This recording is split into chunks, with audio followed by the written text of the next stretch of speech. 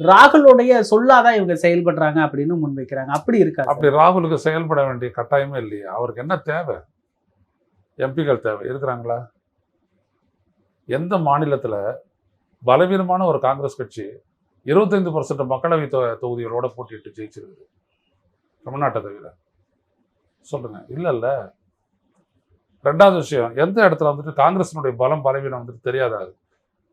ராகுல்கோ இல்லை சோனியா காந்திக்கு தெரியும்ல. அப்புறம் இப்படி 25 சீட்டுக்கு கொடுத்து அவங்க ஜெயிக்க வச்சார் 18 இடங்கள்ல. எல்லாம் தெரியும்.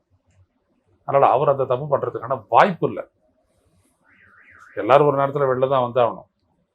ஏன்னா அவரை பொறுத்த வரைக்கும் ஸ்டாலின் ரொம்ப முக்கியம், ஸ்டாலினுக்கு பொறுத்த வரைக்கும் ராகுல் முக்கியம். இவ்வளோதான். இதுக்கு நடுவில் இவங்க என்ன பண்ணுறாங்கன்னா, இந்த கூட்டணியை தகர்த்துட்டோம் அப்படின்னோம்னா அதுக்கப்புறம் எல்லாத்தையும் முடிச்சிடலான்னு பார்க்குறாங்க. ஆனால் இதுக்கு காங்கிரஸுக்குள்ளேயே எதிர்ப்பு இருக்குது, கடுமையான எதிர்ப்பு இருக்குது. அதான் இங்கே ரொம்ப முக்கியம். இப்போ பார்த்தீங்கன்னா கோபண்டா பேசிவிட்டார், அதுக்கப்புறம் அவர் பீட்டர் ஆல்ஃபோன்ஸ் பேசிவிட்டார், செல்வ பெருந்தகை பேசுகிறார். அவர் இன்றைக்கி பெங்களூருக்கே போயிட்டார். ஏன்னா நடவடிக்கை எடுக்கிறதுன்ற அளவுக்கு கன்சல்ட் பண்ணுறதுக்கு போயிட்டார் அவர். ஸோ அடுத்த கட்டமாக அதை அவங்க சொல்லிவிடுவாங்க. நீங்கள் சொன்னதையும் தாண்டி இவங்க பேசுகிறாங்கன்னு என்ன நடவடிக்கை எடுக்கிறாங்கன்றதை பார்ப்போம்.